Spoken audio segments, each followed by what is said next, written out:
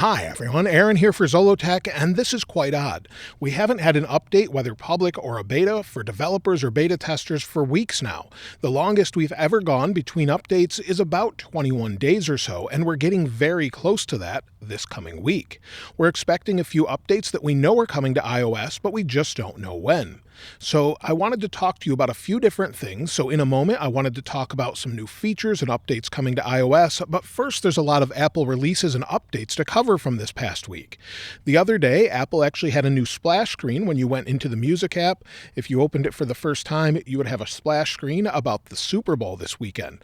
So this would pop up and it says Rihanna returns to the spotlight, listen to her iconic hits, now in spatial audio, plus discover exclusive videos, playlists, and more.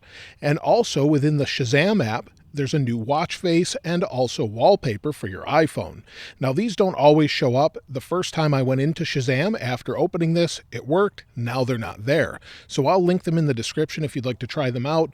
But either way, they're not showing for me, but hopefully they'll show up for you. Also on Apple's website, they've updated it with the halftime show information, and also they've updated their website with a new drop-down for different categories. So you can see that here. If we go into iPhone, we've got different options for the iPhone, compare to iPhone, and it's a nice, simple, easy way to get into your different options for iPhone. So that's something they updated. Also within Turkey, they updated the website in recognition of the terrible earthquakes. Tim Cook also said that Apple will be donating to relief efforts and recovery efforts to help the affected families in Turkey. So you can see what that looks like here. Now, with all of the talk of AI, things such as OpenAI, ChatGPT, and more, this coming week, Apple is actually holding an internal event at the Steve Jobs Theater regarding AI, according to different people. Microsoft and Google have mentioned using AI with Bing, OpenAI, and ChatGPT, and Google is working on their own version. Apple must be working on something as well, and apparently is going to talk to employees about that. This is not open to the public, but there will be internal meetings. They have these, and this is the first of its kind since before we had everything closed down. So this could be a return to normal events as well in the future. Now, quite a few people have been having issues with terms of service with iOS 16.3, more so on tvOS 16.3 if you don't have an iPhone. In fact, someone couldn't accept terms of service, so wasn't able to actually use it after they tried to update. Apple has actually posted a support document with a workaround that says you need to go to iCloud.com and sign in with your Apple ID. Then you'll be able to access the terms of service and then use your device properly after that. Apparently, they weren't thinking that someone would use an Apple TV without an iPhone, but that's a workaround if you don't have an iPhone or iPad. So you'll be able to do that. I'll link that in the description as well. Now, there's been an issue for a while in iCloud where some people's backups weren't working properly. So if I go into my Apple ID here at the top in settings, under iCloud backup, some people were unable to get this to work properly. In fact, someone actually mentioned this to me some time ago named Mohammed. He contacted me and informed me that there were some having issues. Based on a Twitter poll and question I asked, it didn't seem that there was that many people affected by this. However, after the past couple of weeks went by, more and more people experienced this, and it's gotten more and more news on Mac Rumors and different websites, and this will be fixed in iOS 16.3.1 apparently. So that's something that hopefully will be very soon. Now, this past week, Apple did release tvOS 16.3.1 and HomePodOS 16.3.1. They released with improved stability and performance. If we go to the security website, and if we scroll down, you can see the updates here, but it doesn't say anything about security.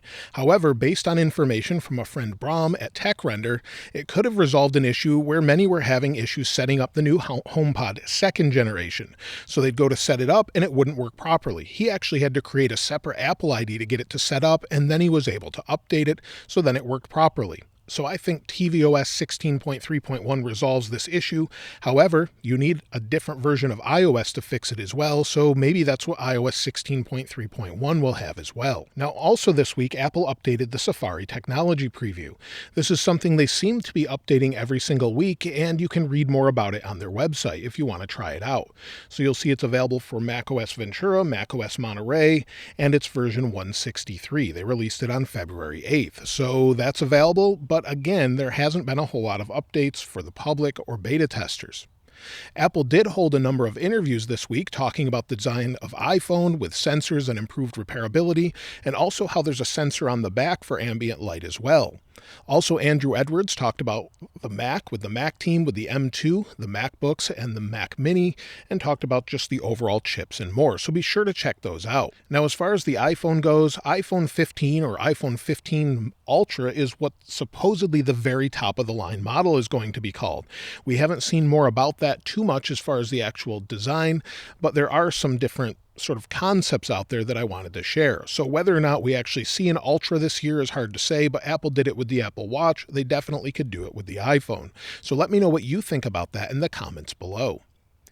Now, features coming soon have to do with different things in Apple Wallet and more. I talked about this in previous updates, but Apple has said that Apple Pay Later is in testing and coming very soon. So you'll be able to pay later in your Wallet app and then sort of set up 4 different payments. And according to Mark Gurman, he's confirmed this is a server-side update that does not require a physical update to the phone. So you'll be able to just sort of see that there appear. So if you went into your wallet and maybe within the different options, you would have an option to pay over time. So that's something that seems possible that we could see in the future. Additionally, we're waiting for Apple to reinitiate the new home architecture that we previously had released. They removed this based on issues, and it should be coming soon with iOS 16.4, according to Mac Rumors. However, we've seen things in the code before. That's how they're saying it's coming soon. We've seen things in the code, and they haven't shown up. So we may or may not see that. We'll have to wait and see, but it does make a lot of sense that they would bring that back very soon. Also, a few different features, like I said, that I've mentioned before are web push notifications, Apple Card savings account, updated CarPlay, Apple Music Classical, which is already in the code. Again, they could push that again. iMessage contact verification, new emojis, and again, that home architecture. All of those things are known to be coming soon, but we just don't know when. But as far as updates go, iOS 16.3.1, iOS 16.4, and iOS 17 are in the works. Sites such as Mac Rumors and 9to5Mac have noticed in their website logs that those versions are in use. So someone's browsing their website and they can actually see those statistics of who's using it with what operating system. So let me start off by saying we don't know for sure when iOS 16.4 betas or iOS 16.3.1 will release unless Apple actually tells someone. So far, they haven't said, and no one really knows for sure until they confirm that 100%. So we've been waiting longer than we've waited in a very long time. We could see those updates hopefully sooner rather than later, where we go to our software updates and it's finally there. So hopefully we see that very, very soon. Now, as far as iOS 16.3, the overall experience varies greatly depending on who you asked. I did want to let you know that there is something we know is fixed in this update, though. A user named Colin messaged me to confirm a long-known bug with voice control has been fixed. So in accessibility, we have voice control and voiceover and different things such as that. And what would happen is, the way it works is when you say a voice command, you've set up the text, it's pasted into the Mail application, it would cause triple spaces instead of double spaces between different lines or between paragraphs. This even happened when you created a custom command with plain text. Apple actually confirmed this has been fixed with iOS 16.3. So that's something that 100% has been fixed according to Apple responding to his feedback. So make sure if you're using betas in the future when we get those back, that you use the feedback app and update Apple with what's going on. It took a long time to fix, but it's finally fixed. And iOS 16.3's overall experience continues to struggle and get far worse for many, including myself. Apple lately has been plagued with bugs in their software, but I'm remaining confident that they can actually fix this issue in the future. However, Apple is also using this version and is experiencing these issues themselves, so I'm sure they want to fix it. One big issue for me is Bluetooth. In fact, connecting to my car, it seems to be very hit or miss. Sometimes I have to turn it off altogether, turn it back on, reboot the phone, and you'll see here with the Rivian app, with a vehicle I'm using, it just sometimes doesn't connect properly. I'm having weird Bluetooth bugs connecting to different things outside of just AirPods. Now, the iPhone does continue to lock up, slow down, and get really buggy sometimes. When we're playing music, let me turn this down here, playing music, if we swipe home, sometimes it's incredibly slow. I've found this to be the case over and over and over. So for whatever reason, it seems to slow down for me. The dynamic island continues to be an issue and continues to be a problem. And you'll see my hotspot is on. Let's turn that off right now. But other than that, though, I haven't had too many issues, but performance is good right away and then degrades over time. When I was showing you the OpenAI integration into shortcuts the other day, it actually really caused my phone to heat up and slow down. So it's working really hard and seems a lot harder than it should be, just with something that's going out and getting information from the internet and just text. So there's something going on causing the processor to get really hot and work a lot harder than it should. Again, those stutters are there for everyone, and I'm sure I'm not the only one experiencing it, as I've seen many comments from you saying the same thing. Battery life continues to get worse for me. This is really odd. In fact, last night, overall battery life before I went to bed was down below 20%. This is very unusual, and under my battery health, you can see I'm at 99%, and here's my overall battery cycles as we continue to watch this week by week. It just seems to be poor for me. So you'll see yesterday, my battery usage was almost 100% of my battery, and I got 4 hours and 49 minutes of screen active time, 8 hours and 52 minutes of screen idle time. I didn't do a whole lot. I did use it more than normal, but 20% left after just 5 hours of use seems a little bit bad or a little bit absurd. So today, 2 hours and 53 minutes of screen active time, and I'm down to 57%. So far, my battery has just been really poor, and I'm not sure why. Some people say it's great, others don't, but if you look at my overall activity, most of it's from the home and lock screen, which I continue to customize to try and fix it. So I'm not really sure what's going on there, but it continues to be an issue. Some people say it's great, some don't, but either way, we need an update. Now let's take a look at the YouTube community poll from last week, as there's now 18,000 votes or more than that, with 363 comments at the time of this video. 40% of you continue to say that iOS 16.3 is definitely better than when it first released, 16% say it's worse, 29% say it's fine with no bugs, and 15% haven't updated yet. Now, this could have changed over time, but there are 18,000 votes now.